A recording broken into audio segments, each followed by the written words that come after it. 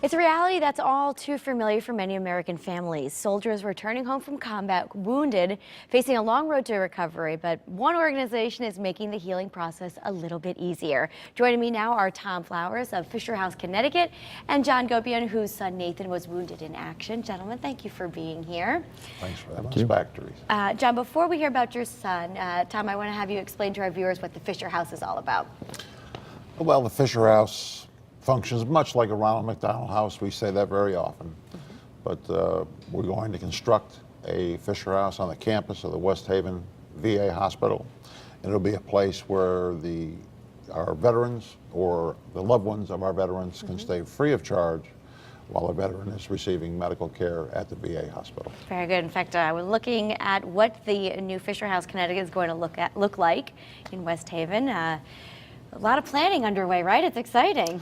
Well, we're doing fine, and we should be putting a hole in the ground early in 2015. We have 62 Fisher Houses across the country and overseas that are operational, up and running. 5 more that are either in the construction stage or going to construction in 2014.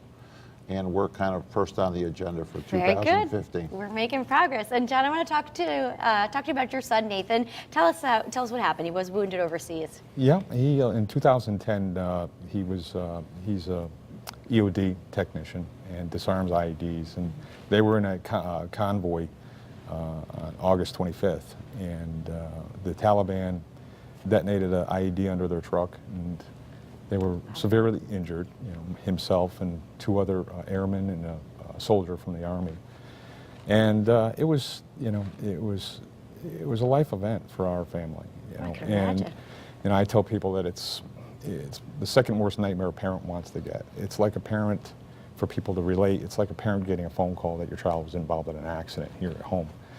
But that morning, Nathan, it was him on the phone. He was calling. He was medevac to Bagram Air Base, and he was on the phone. But it was a weird situation, because what had happened was I got up in the morning like I would normally and looked at my phone. I missed a call at 2 in the morning, and he thought I had left for work. So he calls my work, and my work called me, and they were all in a panic. Oh.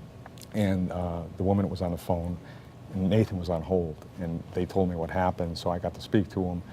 And it was just, it was very traumatic for the family. A little peace of mind that you were able to talk to Nathan. That was, the whole process in going. So the Air Force was just dramatic in regards to how they, it was like getting swept up and being taken care of by the military, by the Fisher House. And so Nathan was flown home with his other soldiers and stuff, and he was flown to Brooke Army Medical Center in Fort Sam Houston, San Antonio, Texas. And the military wanted us there first, so my wife and I were there when he got off the plane, and he recuperated. He was there for about 3 months. Really? And you were able to stay at the Fisher House in San Antonio? We did. And that was, just an incredible situation in getting there. The Fisher House is within walking distance to the hospital. Well, that's very And he was easy at a burn center.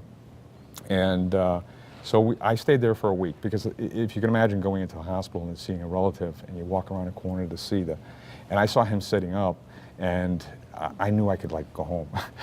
Right, peace of mind again. It was, and my wife ended up staying. Allison stayed with him for over a month. And again, at the Fisher House it's free of charge, and we weren't prepared to deal with, flying somewhere, or my wife staying somewhere for a month. Yeah, but it must have been comforting to have that option. I mean, everything was taken care of for you. It was, and the whole community and so many different organizations and were there for us. It was incredible. Good. And Tom, we want to have that opportunity here in Connecticut. That's why there's one in the process of being built. But you also have to raise some money along the way.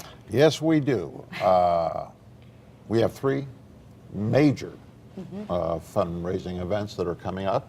The other number of smaller events are too numerous to mention here. Sure.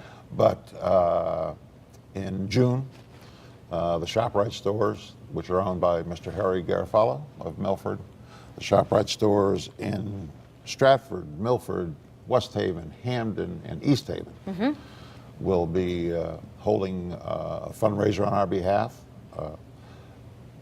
from Memorial Day weekend through the end of June. Okay, very good. So In August, we will have a half marathon and relay that'll be in Bristol, Connecticut. very good. And in September, This is the big one. the big one. We're getting excited about this one. September 13th at the Hartford Convention Center, Dancing with Our Heroes.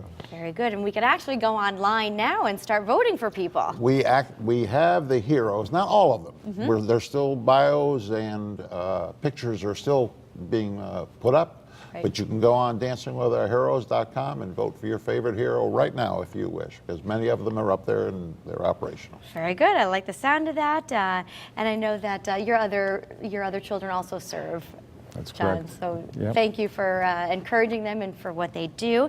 Again, if you want to take part in Dancing with Our Heroes, well, you can't really dance anymore, but you could watch and take part, right? Absolutely. It's going to be a lot of fun. All you have to do, you can see the information on the screen there. Of course, we'll connect you over on WTNH.com. Just click on Style, or you could log on to FisherHouseCT.org. John, thank you for sharing your story. Tom, as always, thanks for being here.